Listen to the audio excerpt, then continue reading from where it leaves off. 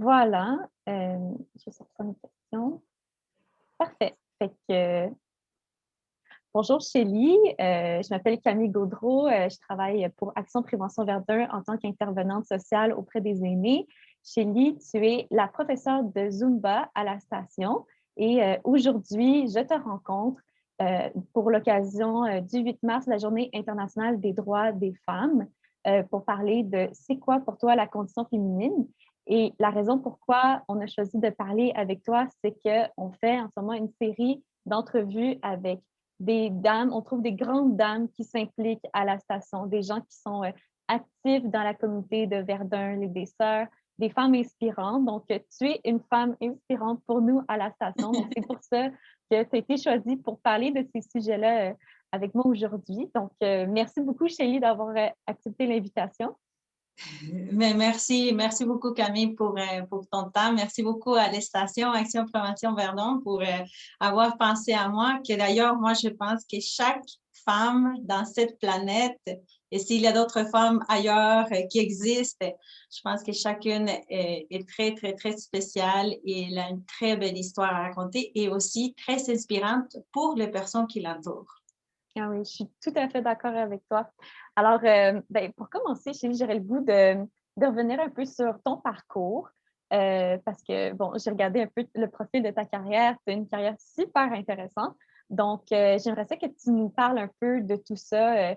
Comment tu as commencé? Qu'est-ce que tu fais?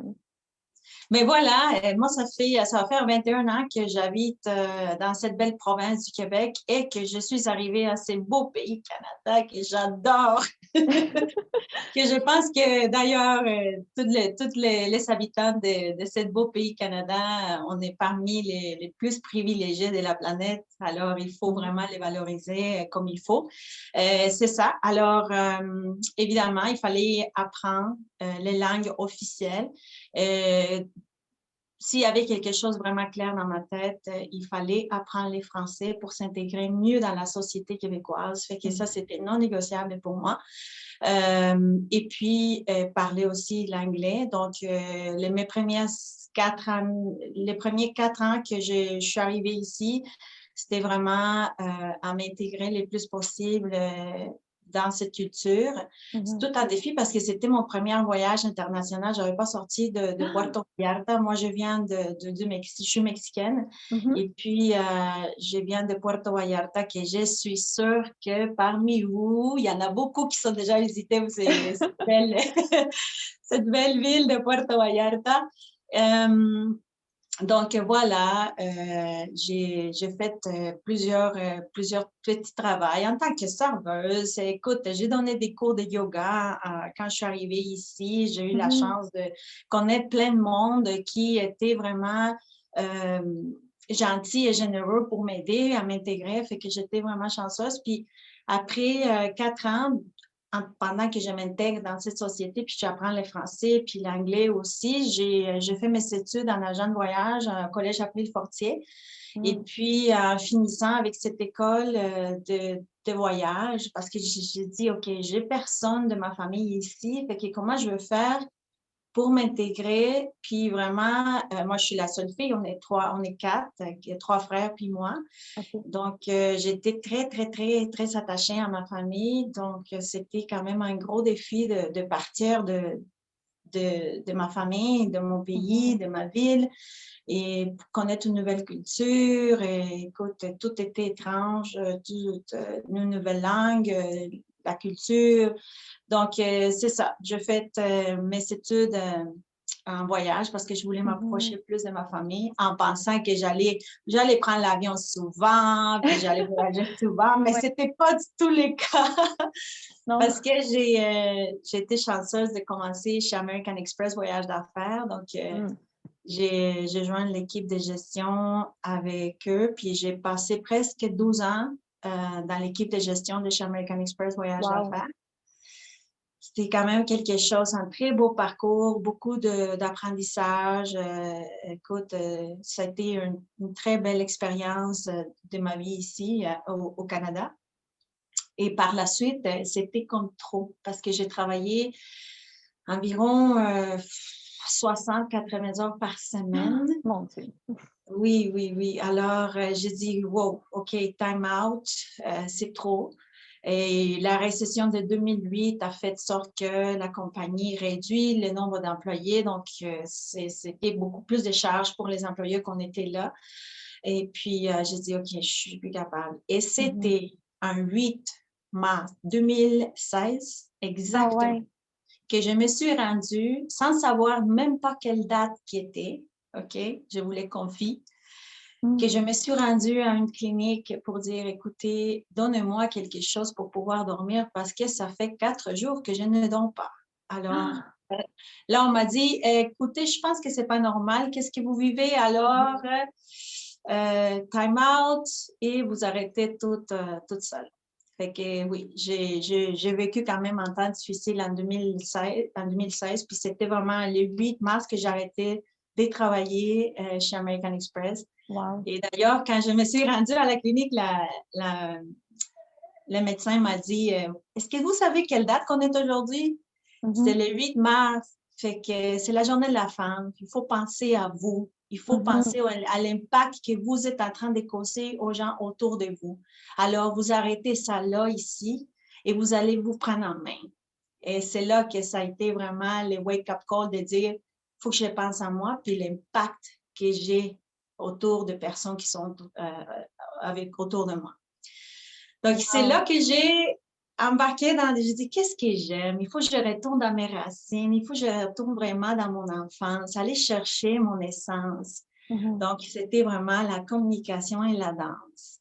C'est là que j'ai commencé à fouiller. OK, j'adore la danse, ça fait partie de ma culture, ça fait partie de mes passions. Et c'est ça, j'ai trouvé par Internet des cours de Zumba. Je dis, écoute, c'est intéressant, puis je me vois vraiment avec ça.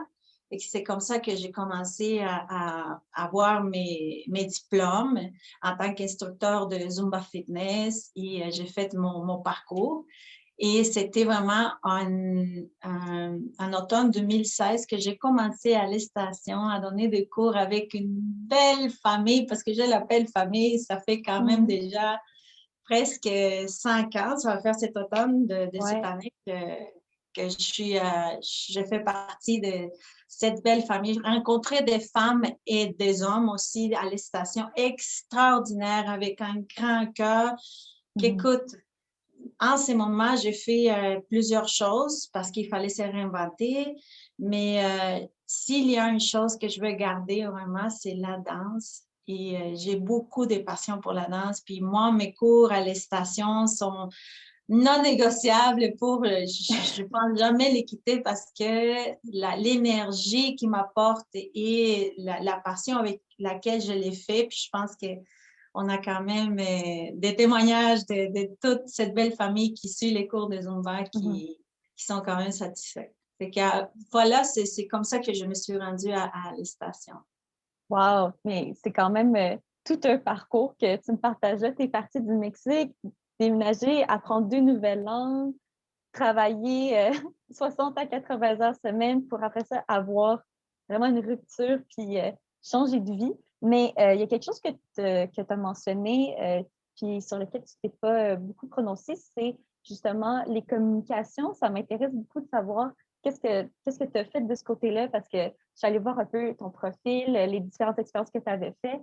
Puis il y a beaucoup d'expériences super intéressantes que tu as fait justement par rapport aux communications. Peux-tu nous en parler? Voilà. Alors, c'est ça, c'est ma deuxième passion, la communication. Donc, en 2016, quand même, je voulais quand même faire partie de la radio à Montréal. Et puis, compte tenu que j'avais pas des études en communication ici, j'ai dit, OK, comment je veux faire mon parcours? Est-ce que je retourne à l'université? Euh, Qu'est-ce que je veux faire? Donc, j'ai cogné des portes dans des radios latines, hispanophones ici à Montréal. Mm. Et voilà, j'ai eu l'opportunité de commencer à faire la radio en espagnol. Et Mhm. il y a une première opportunité qu'on m'a donnée dans une station de radio. Puis après, 2 mois après, j'ai déménagé à une autre station de radio parce que j'ai resté presque, en fait, 3 ans. Et puis, c'est là que j'ai dit, OK, là, vous allez connaître mes capacités. Vous allez voir que quand il y a une passion vraiment dans toi, je m'excuse, mais tu peux passer des années de ta vie à l'université et juste pas l'avoir, ou si c'est quelque chose que tu as vraiment en dedans de toi, écoute, tout le monde va les sentir, tout le monde va les savoir et c'est un don que la vie te donne, OK? Tout le monde, à chaque, un don spécial à partager. Et voilà, c'est ça que j'ai trouvé. L'opportunité de communiquer, puis de faire des entrevues, de me promener, m'impliquer beaucoup plus avec la communauté latine au Québec et faire des reportages pour la radio, faire des entrevues vraiment en direct. Ah Et ouais. c'est comme ça qu'on apprend. Et j'ai commencé à la télévision, à ICI Télévision, toujours dans une émission en espagnol, des gens incroyables qui ont vu un potentiel dans moi, Magali Vargas, qui m'a donné l'opportunité de commencer, puis Chani Vargas, qui est sa sœur, qui ont vu, OK, Shelly, on peut l'amener à faire partie de notre famille Télé-Rimouvé et on va l'amener avec nous. Fait que c'était 2 ans avec cette belle famille qui m'a accueillie puis qui m'a donné l'opportunité. Fait qu'il y a beaucoup des entrevues, des reportages. J'ai quand même fait des voyages à l'international puis faire des documentaires pour eux. Fait que Wow. c'est là qu'en faisant aussi plusieurs choses dans la télévision et la radio que ça remplit, ça comble beaucoup ces côtés de communication. Puis, qui me permet aussi de démarrer ma propre entreprise de gestion et production qui s'appelle Gestion et Production Nina. Mhm. Mais oui, c'est super intéressant ça. Moi, je trouvais ça intéressant justement que tu tout ce parcours-là qui t'amène à créer ta propre entreprise. Est-ce que c'est quelque chose que tu avais déjà en tête depuis longtemps ou c'est un peu le parcours qui t'a amené à faire Hey, je pourrais réaliser ça? Comment est-ce que ça s'est réalisé dans le fond? Ben, c'est évidemment que l'expérience qui t'apporte les médias, au fur et à mesure que toi, tu réalises les potentiels que tu as parce que je faisais des entrevues, mais aussi, c'était moi qui faisais les scripts. C'était moi qui fallait faire le make-up, la production en tant que telle, les scénarisations. Écoute, c'était moi qui faisais tout pour faire et les montages aussi, ou des fois, j'allais chercher des gens pour m'aider avec les montages, mais tu découvres beaucoup ton potentiel puis des capacités aussi. Puis des fois, c'est la peur qui te fait arrêter ou des fois, tu te fais des questionnements. Est-ce que je suis bonne pour ça? Si jamais, j'ai jamais fait de la caméra, est-ce que je vais être bonne? Fait que Mhm. j'ai appris beaucoup à la télévision puis à la radio aussi en faisant des entrevues, en disant, écoute, c'est quoi le pire qui peut arriver? Si j'essaie, c'est quoi le pire que ça peut arriver? Ben, personne va mourir, personne va avoir du mal. Le pire, c'est que ben, ça ne va pas fonctionner, puis ça va me faire apprendre Mhm. pour amener une autre meilleure version, pour cogner d'autres portes, pour aller m'éduquer plus, lire plus, apprendre plus, pour le faire mieux. C'est comme ça que j'ai cru beaucoup plus à mes capacités, puis donner des opportunités aux jeunes étudiantes aussi, parce que je crois qu'il y a beaucoup de talents dans les écoles aussi, dans la vidéographie. J'y crois beaucoup qu'il y a des génies. Et puis aussi donner l'opportunité à ces génies pour commencer à créer un CV, puis ouvrir les portes au marché de travail, parce que c'est pas facile rentrer dans les milieux et aller chercher des contrats, aller chercher des clients, c'est la partie la plus difficile. Oui, mais toi, c'est justement un coup que tu étais entré là, tu t'es rendu compte de tout ce que tu pouvais faire. En fait, je trouve que tu me donnes des bonnes clés, des bons outils pour avoir du succès. Tu t'es dit, OK, ben moi, je ne sais pas encore comment faire ça, mais je vais l'apprendre. Puis un coup que je vais l'avoir appris, je vais aller encore plus loin. C'est super inspirant. Puis aujourd'hui, comment tu trouves ça, avoir ta propre boîte? Comment ça se passe? Écoute, ça se passe très bien. Je suis bénie par la vie, vraiment. Euh, euh, le travail ne manque pas. On est quand même très occupé. Puis, écoute, il faut que ça soit il faut qu'il y ait la passion. Puis moi, je parle beaucoup des passions parce que si tu vas faire quelque chose, il faut que tu t'assures vraiment que tu vas t'amuser en faisant ça. Parce que si tu vas travailler avec du monde qui font semblant de faire ça juste parce qu'ils aiment, en guillemets, ou parce qu'ils pensent que ça va leur amener de l'argent. Puis je dis tout le temps, si tu penses que les résultats premiers, ça va être de l'argent, tu es vraiment dans les mauvais chemins. Parce que tu vas, à un moment donné, arrêter ou ce que tu vas être malheureux. Tu vas faire ça juste pour l'argent, puis tu vas vraiment réaliser qu'il y a un vide en toi qui ne comble pas tes besoins, tu n'es pas heureux. Fait qu'il faut vraiment s'aligner à qu'est-ce qui te fait. Oui, les débuts, c'est très difficile. Écoutez, vraiment, dans les médias, on pense qu'on est payé, mais non. Il faut faire un parcours où est-ce qu'on est prêt à aider. Et ma phrase numéro 1 et ma mission numéro 1 ici dans cette vie, c'est justement, c'est aider. Puis si on n'est pas prêt à aider, comment tu veux que les autres t'aident? Parce qu'on reçoit qu'est-ce qu'on donne. Si on n'aide pas, comment tu vas attendre que quelqu'un va t'aider? C'est la même chose. Si tu cherches l'amour, comment tu vas trouver l'amour si tu n'en donnes pas? C'est du va-et-vient. Il faut juste aller dans notre cœur pour aller chercher qu'est-ce qu'on aime, investir du temps, s'entourer des gens qu'on admire, qui sont très bons, laisser l'ego de côté, parce que ça, c'est très important. Et de toute façon, on est tous des étudiants dans ces mondes, OK? On n'arrête jamais d'apprendre. Même les gros entrepreneurs, Bill Gates, peu importe ça, ils continuent, ils en consomment de livres parce qu'ils sont constamment à la recherche de nourrir puis d'apprendre. Wow! Ben, c'est vraiment inspirant, sérieux, que tu me dis tout ça. Moi, je suis curieuse tu t'as dit, moi, j'ai commencé en aidant. Je trouve que c'est une super belle philosophie de chercher à aider les autres en premier. Et je me demande, toi, tu es arrivée dans le milieu des communications, donc tu avais déjà une grande expérience professionnelle. Donc, qu'est-ce que tu pouvais apporter? Puis comment est-ce que tu es justement arrivée dans ce milieu-là en aidant? Comment est-ce que les rapports avec les gens se sont créés au début? Qu'est-ce que tu avais à apporter, justement? Mon essence, être genuine, c'est être toi, puis sans prétendre de faire ou d'être quelqu'un d'autre. Ouvrir les portes dans le milieu des communications, on a une voix, OK? En tant qu'animatrice de télévision ou en tant qu'animatrice de radio, tu donnes la voix au peuple, tu donnes la voix à qui veut l'utiliser pour aider. Ça, c'est l'objectif numéro 1.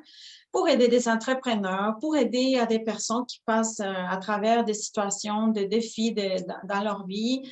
Peu importe, on sait que les médias, c'est la voix du peuple. OK? Donc, c'est ça. Au niveau de la télévision, on faisait des entrevues et à des artistes latino-américains ou des artistes d'ici, du Québec, local. Puis, pour savoir plus à propos de leur travail, à propos de leur talent, pas seulement dans les milieux de la musique, dans les milieux des arts en général, au milieu de la politique, des femmes qui s'impliquent dans la politique aussi. De plus en plus, on voit quand même une grosse, que ça augmente l'implication des femmes hispanophones au Canada dans des postes politiques. Fait qu'on est fiers de ça. Fait qu'on veut quand même montrer à la société canadienne, regardez, on est là, on essaye fort.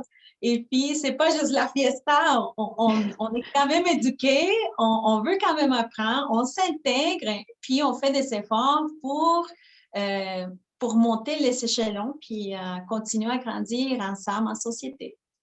Oui. D'ailleurs, toi, quand tu es arrivée au Canada, est-ce que tu as trouvé ça difficile, l'intégration au début, de faire ta place, non seulement comme personne latina, mais aussi comme femme? Est-ce que tu as eu certains obstacles? définitivement, la langue. Déjà, les Français, même qu'il y a beaucoup de similitudes entre l'espagnol et les Français, Mhm. écoute, ma première frustration, je dois l'avouer, c'était pourquoi on ne prononce pas les dernières 3 lettres en français, tandis qu'en espagnol, on prononce exactement chaque lettre. Et là, C'est c'est vrai. ça, on mettait. Écoute, c'est pas moi qui ai inventé la langue, c'est comme ça. Puis les Français, c'est parmi les langues les plus complexes au monde. Fait que prends ça relax, prends ça positif, puis ça va bien aller. Fait que oui, la langue française, c'était quand même un défi. Puis regardez, là, des fois, vous m'entendez, puis je ne prononce pas les mots comme il faut, ou des fois, je cherche mes mots. C'est quand même un défi, mais j'avoue que j'adore la culture québécoise, puis apprendre aussi à m'intégrer dans la culture québécoise. J'ai jamais souffert de discrimination, jamais, jamais, jamais. Génial. S'il y a quelque chose que j'ai vu tout de suite en arrivant à cette belle province, c'est que j'avais les droits de m'exprimer, j'avais les droits d'être moi. Et ça, je l'apprécie, puis je remercie beaucoup à cette belle province, Canada, de nous donner cette opportunité. Vraiment, pour les femmes et pour chaque citoyen qui habite ici, on a les droits de s'exprimer sans être réprimé. Fait que ça, c'est magnifique. Ben, wow, génial. Ben, écoute, je suis vraiment contente que ton expérience se soit si bien passée, vraiment, puis on voit que tu es épanouie ici. Fait que vraiment, moi, ça me fait super plaisir en tant que fille qui est née à Montréal. Puis parlant de Montréal, moi, je me questionne justement parce qu'on parle toujours du 8 mars, la Journée internationale des droits des femmes. Toi, est-ce que tu trouves comme autant au niveau professionnel que juste dans ta vie active, sociale en général, est-ce que tu vois des enjeux à être femme ici à Montréal qui peuvent être différents de quand tu vivais au Mexique ou tout simplement des trucs que tu repères dans ton quotidien? Écoute, on a parcouru quand même un long chemin, les femmes. OK? Mhm. Si tu me poses une question de dire quelle femme que j'admire le plus dans cette planète, je vais te dire que j'admire tous. Pourquoi? Mm. Parce qu'autant Mère Teresa, qu'autant Frida Kahlo au Mexique, autant Eva Perón en Argentine, autant Mhm. chaque femme qui a fait une contribution pour inspirer d'autres femmes, pour les amener ensemble, pour parler, pour aller chercher les droits. Fait que, vous voyez, c'est une équipe. OK? Mhm. Fait que qu'est-ce que chaque femme fait, ça va avoir un impact aux autres autour de nous. On habite dans une société, on est vraiment chanceuse d'habiter dans une société où ce qui nous donne quand même beaucoup de droits.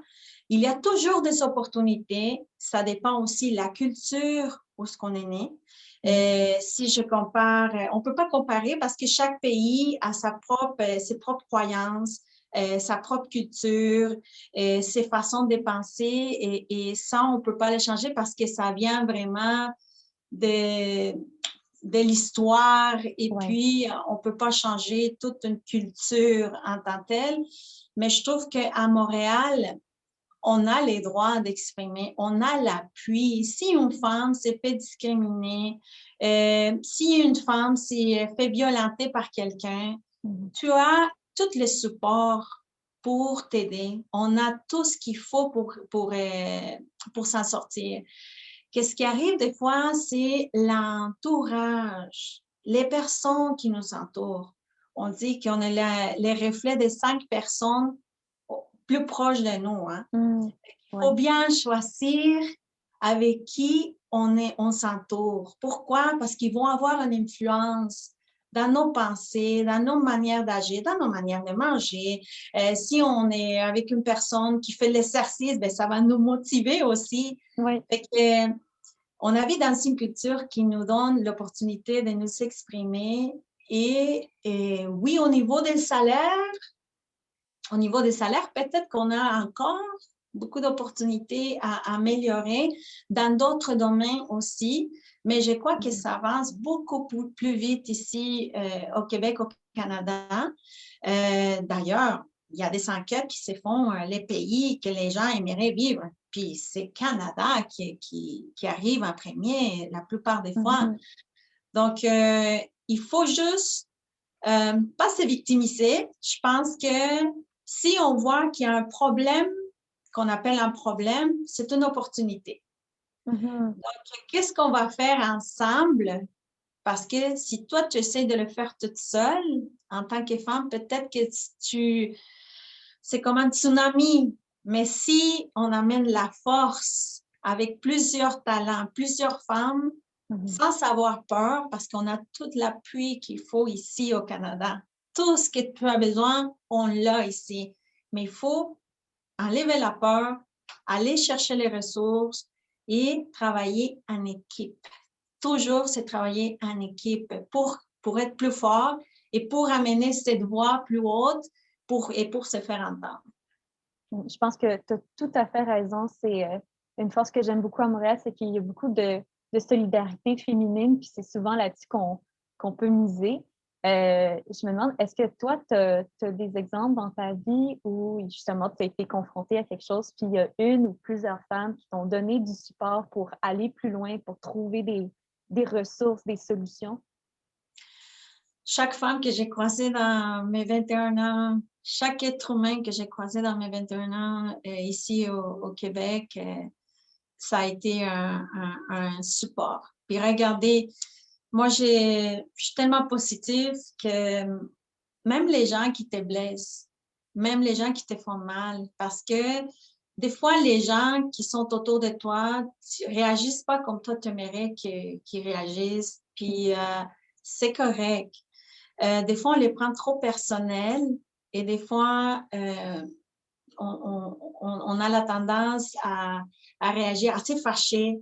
Mhm. Mais chaque personne nous apporte à court terme ou à long terme de très belles expériences. Même si ce n'est pas les meilleures expériences, après, tu réalises que, OK, cette personne, je me suis chicanée avec elle, elle n'a pas pensé comme moi, elle m'a challengée, elle m'a amené vraiment un gros défi que je n'ai pas aimé, elle m'a sorti de ma zone de confort, mais là, maintenant, je réalise que si ça n'avait pas été comme elle l'avait dit, même que je ne lui parle plus, Mhm. je ne serais pas rendue où ce que je suis. Mhm. Et moi, tu sais, fait que chaque personne et chaque femme que j'ai eue comme superviseur quand j'étais ou directrice dans les entreprises que je travaillais, surtout en American Express, des femmes qui j'étais autour, qui m'entouraient, chacune a mené sa propre expérience, puis on s'entraidait. Fait qu'il faut les voir vraiment, même une conversation que tu as avec n'importe quelle personne, que ce soit une femme, que ce soit un homme, ça te laisse toujours une petite réflexion, ça te laisse quelque chose à réfléchir ou apprendre, ou même si c'est une situation que ce n'est pas nécessairement la plus agréable pour toi, ça te fait apprendre.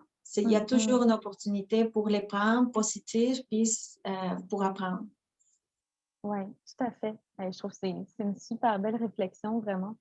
Je me demande, tu, tu tu nous parles de ta réflexion justement par rapport à tout ça. Tu sais, on voit que tu as beaucoup de vécu, autant au niveau professionnel que juste dans la vie par rapport à ces forces-là que tu as, puis comment, tu sais, comment faire face aux obstacles dans la vie. Je trouve que tu as un très bon, comment on dit, insight là, sur comment prendre la vie du bon côté. Euh, Si tu te revois, parce que tu sais qu'on parle des droits des femmes, mais on pense aussi aux jeunes filles. Toi, quand tu étais une jeune fille, là, mettons une ado, est-ce que tu te voyais où est-ce que tu es aujourd'hui? Est-ce que tu avais cette confiance-là? Est-ce qu'il y a eu des gros changements? Oh, OK, là, tu es allé toucher la... Là, tu es allé toucher mon point faible. Ah oui. OK. Regarde, je reviens un petit peu plus ça dépend de la culture où est-ce qu'on a grandi. Hein? Mhm. Je voyais des choses, depuis que j'étais petite, je voyais des choses qui ne faisaient pas du sens. Pour moi, en tout cas, dans mon entourage, je voyais qu'il y avait, dans la manière la femme était traitée, je disais, ouf, OK, moi, je ne me vois pas comme ça quand je vais être grande. Non, je ne veux pas traiter mes enfants comme ça. Ou, ouf, OK, on m'a dit de savoir, d'apprendre la cuisine pour mon mari. Ouf, OK, non. C'est pourquoi mon mari ne peut pas cuisiner pour moi? Pourquoi je dois cuisiner pour lui? Ouf. Fait qu'il y avait des choses que je me posais des questions qui ne faisaient pas du sens. Puis en pensant, moi, j'ai grandi avec 3 garçons, mes 3 frères, puis je faisais tous les jeux d'un garçon, OK? Ah oui. On pensait d'ailleurs que, tu sais, mon orientation sexuelle, ça allait changer, mais Ah oui, je mais comprends. regarde, parce que j'ai fait absolument tout ce que mes frères faisaient, je l'ai fait. On jouait tous les jeux, puis c'est moi que je m'imposais, en tout cas. Mais c'est ça, c'est des choses que je voyais qui ne faisaient pas du sens et que toutes les contraires, je ne me voyais pas. Je ne savais pas ce que l'avenir allait m'amener, mais il y avait beaucoup de comportements par rapport aux femmes que je disais, OK, je ne veux pas ça, ou pourquoi que c'est comme ça, pourquoi que la femme doit rester au foyer, pourquoi qu'elle doit s'occuper de ses enfants seulement, pourquoi qu'elle doit avoir l'événement prêt, propre pour tout le monde, pourquoi que ce n'est pas un travail en équipe, pourquoi que c'est juste l'homme qui doit travailler, puis c'est correct, c'est un choix, hein? Puis ça existe quand même aujourd'hui. C'est un choix parce que maman va prendre soin des enfants, puis va les éduquer, puis c'est tout à fait normal. Mais si la femme continue à grandir, continue à se développer, continue à apprendre, parce que si on s'est fait dire, écoute, il faut que tu t'occupes des enfants, il faut que tu fasses les manger, puis il faut que tu t'occupes de la maison, mais si la femme demandait, OK, est-ce que je peux étudier, est-ce que je peux en parallèle faire ça, tu te faisais interdire, puis il fallait que tu t'occupes du foyer. Tandis qu'aujourd'hui, les femmes qui décident de rester au foyer, mais ils ont leur choix, ils ont eu le choix aussi à faire. Est-ce que je reste avec mes enfants, mais avec la possibilité aussi d'étudier à côté ou d'arrêter qu'est-ce que j'ai fait puis apprendre d'autres choses. Donc, plutôt moi, je voyais des choses que je ne voulais pas faire quand j'allais être une adulte, puis des choses que je voulais améliorer quand j'allais avoir un enfant. J'en ai juste un garçon. Que plusieurs gens de la station connaissent mon fils parce que dans les débuts des cours de Zumba, il m'aidait tout le temps parce que j'ai passé à travers 2016, c'était quand même une étape de transition, fait qu'il était un gros support pour moi, fait qu'il m'aidait beaucoup, beaucoup. Il a quel âge ton fils maintenant? Là, il a 23 ans, Wow! Daniel. On les connaît, je suis sûre, il y en a beaucoup qui l'ont vu dans les cours avec moi. Oui, Et, on le salue. Mm. Mais franchement, je trouve ça super intéressant ce que tu dis sur le rôle de la femme qui a choisi d'être à la maison ou non, de pouvoir se développer elle-même. J'écoutais justement récemment une entrevue qui date un peu avec une vieille militante féministe québécoise qui disait pourquoi est-ce qu'on se dit que la femme, elle abandonne son foyer quand elle va étudier. Si elle va faire l'épicerie puis qu'elle sort de la maison, on ne pense pas qu'elle abandonne son foyer. Donc, je pense qu'il y a toute une mentalité qui est encore aujourd'hui un peu à déconstruire, mais je pense qu'il y a beaucoup changé depuis les dernières décennies, là, puis on peut juste s'en féliciter. Merci, merci. Puis je veux ajouter juste quelque chose. Regarde, on a tous vécu des moments difficiles. Chaque femme a son propre livre à écrire. On a tous des histoires à raconter. On a tous vécu des défis, des gros défis dans nos parcours. Le plus important, c'est de savoir savoir laisser aller, c'est-à-dire de fermer des cycles dans ta vie, de dire, OK, voici, c'est ça que j'ai vécu, c'est ça que ça m'est arrivé. Et puis, il faut que je continue avec ma vie, avec mon moment présent, avec cette belle vie que j'ai en ce moment dans mes mains, qui est 100% sûre, versus à tout ce que j'ai vécu, tout ce qu'on m'a fait, tout ce que j'ai passé mais c'est du passé. Ça ne m'appartient plus. Puis des fois, c'est difficile à se détacher de ça, puis on vit tous les restants de notre vie avec nos passés, avec tout ce qu'ils m'ont fait, avec des choses que j'ai vécues quand j'étais enfant ou que mon mari ou que quelqu'un m'a fait. Je pense qu'il faut fermer des cycles qui nous empêchent de vivre le moment présent pour pouvoir continuer focus à notre avenir, qu'ensemble, en tant que femmes, on a encore beaucoup de travail à faire ensemble, s'entraider. Il y a beaucoup de jalousie des fois entre les femmes. Ah, mais regarde, hey, on a tellement la tendance à juger, peu importe qui est ou la situation, la personne, on a la tendance à juger sans savoir nécessairement qu'est-ce que la personne a vécu dans son passé pour vraiment pouvoir la juger. Il faut se mettre dans les souliers de personnes pour vraiment donner une opinion. Fait que, au lieu de juger, il faut s'entraider pour continuer à grandir, puis faire que les femmes, un jour, vont vraiment avoir une équité salariale, qu'on va avoir vraiment plus d'égalité envers toutes. Oui, tout à fait. Puis d'ailleurs, par rapport à cette entraide-là, est-ce que tu peux nous parler de qu'est-ce que tu as vécu à la station comme prof de Zumba sur l'entraide entre les femmes, sur les relations avec les filles qui sont là? Bien, premièrement, regarde, il y a une équipe extraordinaire dans la gestion de Action Prévention Verdun, dans les stations. Je pense que ça se voit avec les clients. Les clients sont satisfaits, puis il y a une très belle atmosphère quand tu rentres, une très belle énergie dans les stations. La clientèle, ben, je n'appelle pas ça la clientèle, mais moi j'aime ça dire la famille parce que veut pas, on sait qu'on est tous, puis il y a des nouveaux qui rentrent, qui font partie de cette famille de les stations d'Action Prévention Verdun. Je trouve que les activités sont très bien organisées. Puis, je suis vraiment convaincue, puis j'apprécie beaucoup le fait qu'on est toujours à l'écoute du client, des membres. On est toujours à l'écoute et vraiment, on laisse leur opinion, on donne l'importance à leur opinion et ça compte beaucoup. Puis regarde, dans tout ça commence dans la gestion. Puis si la gestion, les valeurs de la gestion sont solides, tout le monde en bas, tu les vois tout de suite. Parce que quand tu rentres dans une entreprise, puis tu vois que la personne à la réception n'est pas contente ou déjà, tu te poses des questions par rapport à la gestion. Qui est en haut pour que cette femme ou cette personne qui est à la réception soit malheureuse comme ça?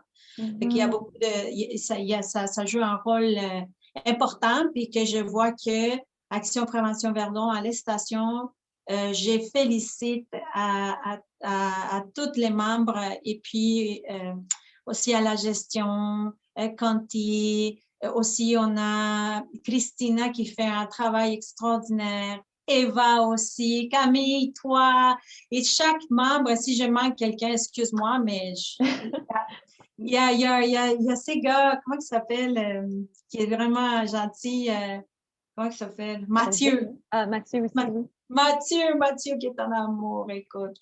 Fait que, on est vraiment chanceux d'avoir les stations Action Prévention Verdun à l'île de Serre. On est vraiment chanceux. Wow, ben, quel compliment, franchement, c'est vraiment super. Moi, je suis juste contente de savoir à quel point ben, tu es enthousiaste et tu es heureuse d'être parmi nous. Puis je pense que vraiment tous les élèves qui t'ont eu peuvent probablement témoigner à quel point ils sont contents d'avoir eu une prof comme toi, une belle présence comme toi. Écoute, je m'en irais sur un peu notre deuxième partie de l'entrevue. On a beaucoup parlé de toi, de ton parcours. Puis là, j'aimerais ça t'entendre par rapport vraiment à la Journée internationale des droits des femmes. Je voudrais savoir qu'est-ce que ça représente pour toi, le combat féministe? Qu'est-ce que ça représente pour toi, cette journée-là, le 8 mars? Pour moi, c'est pas une journée, c'est la journée où les tons est plus haut, disons. Mm-hmm. Mais c'est à chaque jour. Pour moi, c'est à chaque jour parce que chaque contribution, chaque changement que toi, tu vas commencer à faire, ça va compter. Fait que c'est des changements aussi à faire. C'est à la maison, c'est la façon dont on élève nos enfants. Ça, c'est important de leur montrer, c'est là que ça commence. Au foyer, la manière dont on éduque nos enfants au foyer, de faire voir que les femmes et les hommes font la même chose.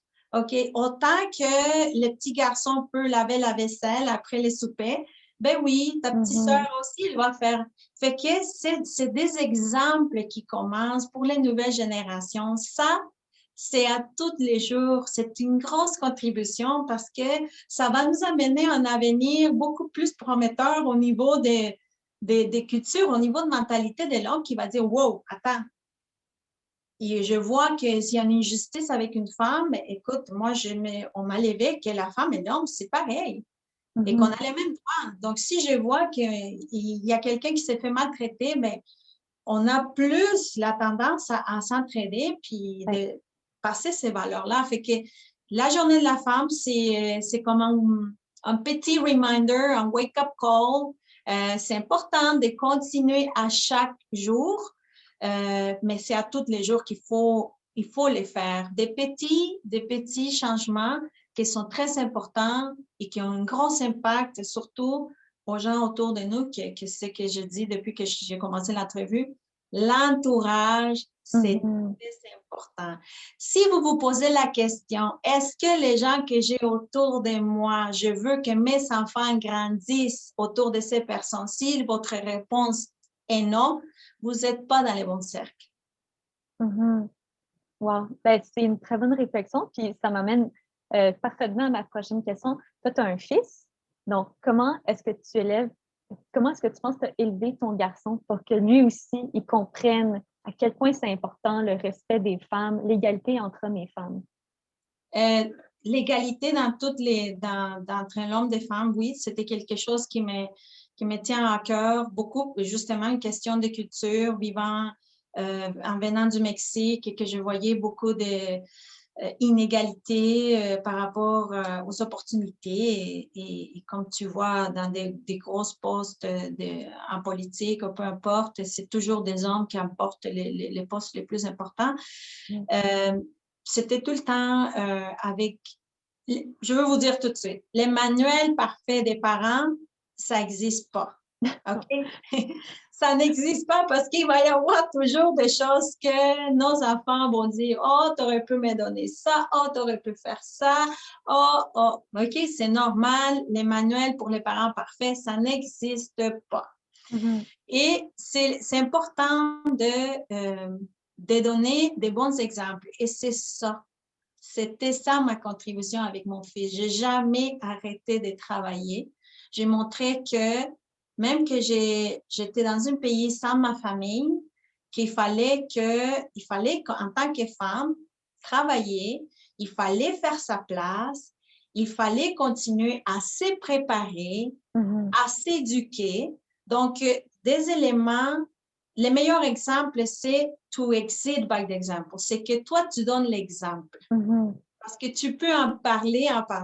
Mais les enfants sont un reflet, la plupart de ce que nous, en tant que parents, donnons comme environnement à la maison. Et si tes enfants voient que tu travailles fort, s'ils voient que tu es organisé, s'ils voient que tu lis des livres, s'ils voient que tu es en train constamment de chercher l'information pour t'éduquer, tout ça, si tu joues un instrument, potentiellement qu'ils vont jouer l'instrument.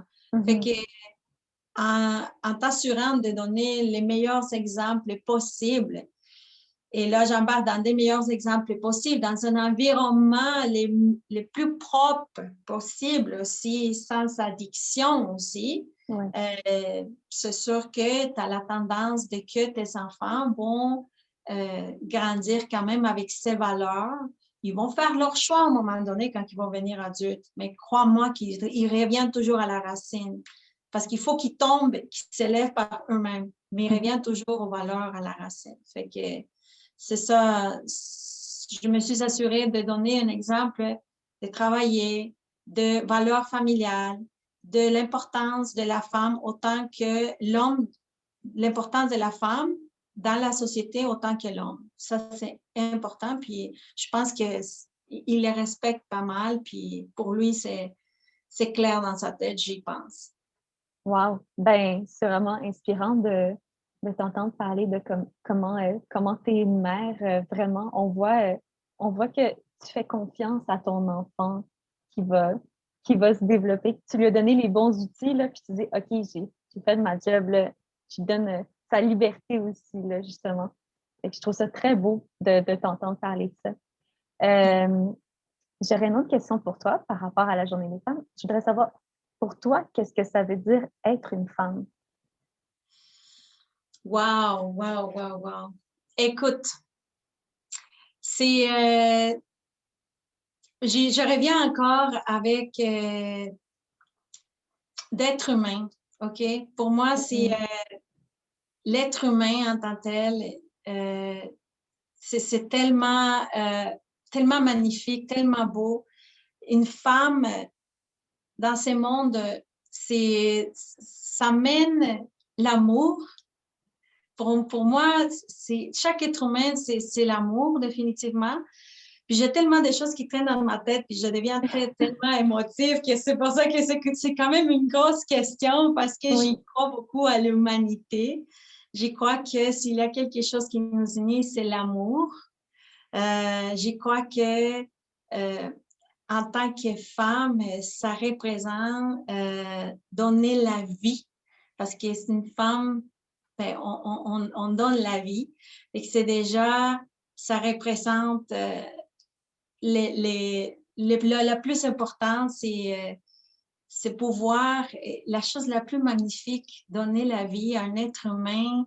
Écoute, c'est parmi la merveille la plus extraordinaire qui peut exister dans cette planète. Et si ça existe des êtres vivants ailleurs, mais je ne sais pas, mais ici, donner la vie à un être humain, c'est magnifique. Fait que juste pour ça, ça représente beaucoup de pouvoir, beaucoup de tendresse, beaucoup d'amour, sagesse aussi. Mais ça mène aussi à chaque être humain.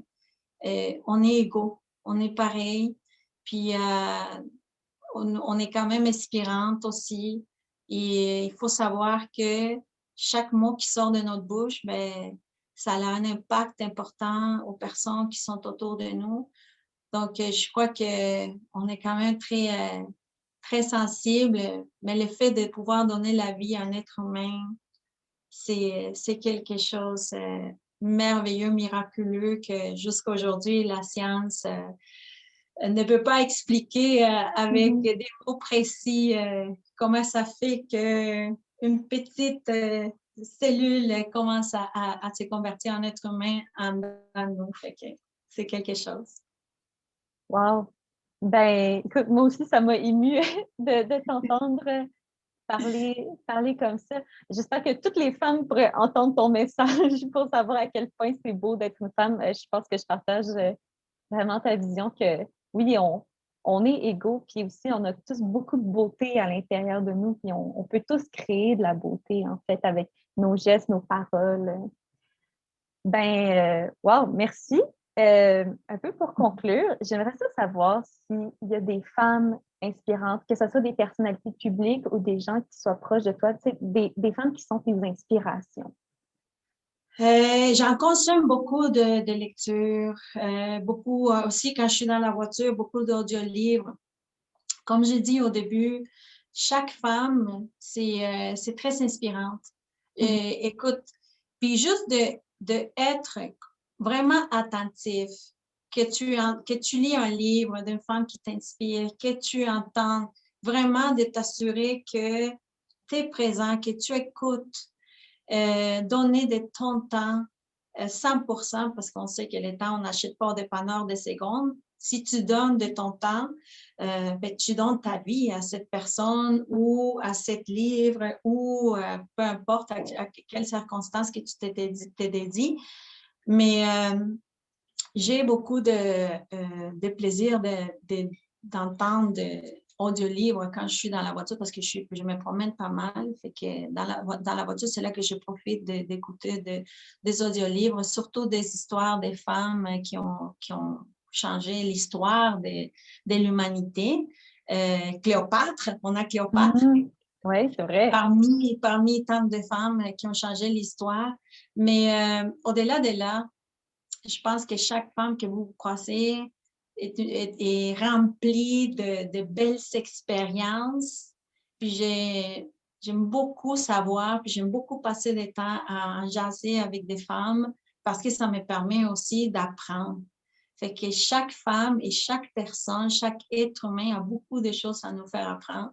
Juste si on est 100% attentif, parce que à écouter puis à être réceptif à apprendre. Mhm. Wow. Ben, je suis tout à fait d'accord avec toi. Je pense qu'il y a beaucoup de beauté à voir chez chaque personne, puis vraiment chez chaque femme. Donc, merci vraiment, Chélie, pour cette super belle entrevue. C'était vraiment très agréable. Merci Camille pour ton temps. Merci beaucoup à la station. Merci à vous que vous avez donné de votre merveilleux temps pour écouter. Et puis s'il y a eu quelque chose qui vous allumait ou quelques petites réflexions qui vous a aidé à vous poser des questions, mais c'est ça l'impact qu'on fait en tant que communauté, en tant que femme. Essayer de passer les mots pour inspirer à d'autres. Tout à fait. Quel beau mot de la fin. Donc, merci encore. Puis vraiment, c'est une excellente manière, avec cette entrevue, de célébrer la Journée internationale des droits des femmes. Donc, bon 8 mars. Puis Mais, merci encore. bye. Merci beaucoup. Merci.